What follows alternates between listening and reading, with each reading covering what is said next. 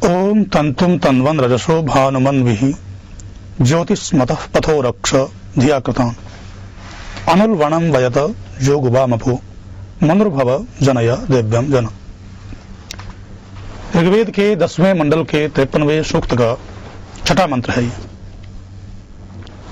यह मंत्र वेद की मानव निर्माण योजना को प्रस्तुत करता है। मंत्र कहता है, मनुष्य तू अपने जीवन के ताने बाने को तनते बनते हुए आकाश के सूर्य का अनुसरण कर। बुद्धिमानों द्वारा बनाए हुए प्रकाशमान रास्तों की रक्षा कर। उपासकों के उलझन रहित कर्मों को तो आगे बढ़ा। मनुष्य बन और मनुष्य बनकर दिव्य गुण युक्त संतान को उत्पन्न कर।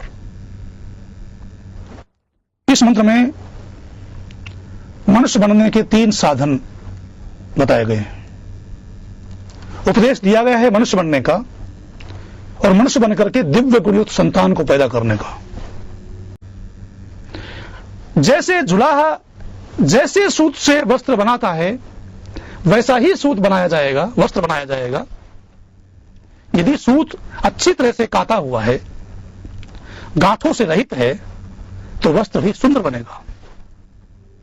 यदि सूत गांठों से युक्त है तो वस्त्र भी अच्छा नहीं बनेगा, वस्त्र का सौंदर्य नष्ट होगा। ऐसे ही मनुष्य भी अपने जीवन में अच्छे कर्मों को करते हुए अपने जीवन रूपी वस्त्र का निर्माण करे, क्योंकि मनुष्य जो भी कर्म करता है उन कर्मों का सूक्ष्म प्रभाव उसके मस्तिष्क पर पड़ता है। उन सूक्ष्म प्रभावों को ही संस्कार कहा जाता है। इन संस्कारों और प्रवृत्तियों के वशीभूत होकर के ही मनुष्य निरंतर कर्म करता रहता है।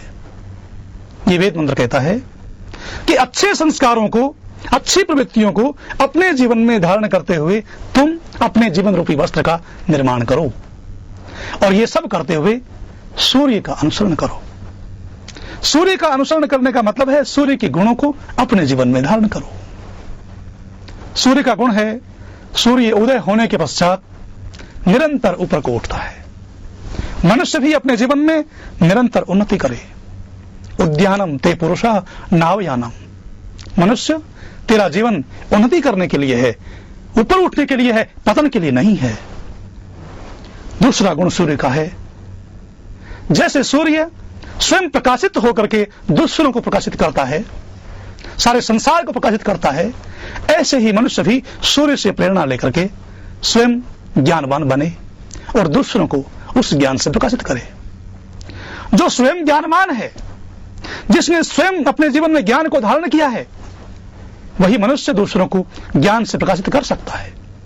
जो स्वयं धन से युक्त है, जिसने स्वयं धन कमाया है, वही दूसरों को धन के द्वारा सहयोग कर सकता है, दान दे सकता है। वेद में धन कमाने को बुरा नहीं कहा गया। धन कमाने को वेदों में धर्म कहा गया है।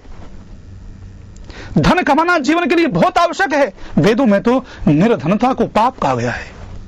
निर्धन होना पाप है। वेद मंत्र तो ये उपदेश करते हैं, मनुष्यों तुम परिश्रम के द्वारा धन कमाओ और उस कमाए हुए धन को राष्ट्र और समाज के लिए दान कर दो। उदारता पैदा करो और उदारता पैदा करने के बाद राष्ट्र और समाज के लिए उस धन का उपयोग करो। जैसे भामाशाह ने खूब धन कमाया, राष्ट्र पर जब आपत्ति आई, राष्ट्र पर जब संकट आया, महाराणा प्रताप जब दर दर की ठोकरें खा रहे थे, तो उस भामाशाह ने सूर्य का अनुसरण करते हुए अपने जीवन में कमाए हुए धन को महाराणा प्रताप के चरणों में समर्पित करते हुए कहा, तदीय वस्तु तुभ्यमेव समर्पये। भगवान, आपके शासन में, आपके राज्य में मेरे पूर्वजों ने और मैंने धन कमाया है। आज मेरे राष्ट्र पर, मेरे देश पर संकट है, तो मैं आज उस धन को राष्ट्र के लिए, समाज के लिए आपके चरणों में समर्पित कर रहा हूं। यह है सूर्य के गुण को धारण करने का अभिप्राय। तीसरा गुण है सूर्य का, जीवन के उतार चढ़ाव से घबराओ मत। जीवन में उतार चढ़ाव आते रहते हैं। जीवन में जहां सुख होता है वहां दुख भी होता है। जीवन में जहां मान होता है वहां अपमान भी होता है। जीवन में जहां जय होती है वहां पराजय भी होती है। बरसात के दिनों में आकाश में काली घटाएं छा जाती हैं, बादलों से सारा आकाश ढक जाता है और सूर्य उन बादलों के पीछे छिप जाता है। परंतु ऐसा होता है कि सूर्य बादलों के पीछे से आकर के कहता है कि मैं फिर से प्रकाशित हो रहा हूं।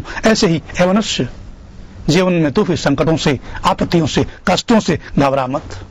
संकट, आपत्तियां, कष्ट जैसे आते हैं वैसे ही चले भी जाते हैं।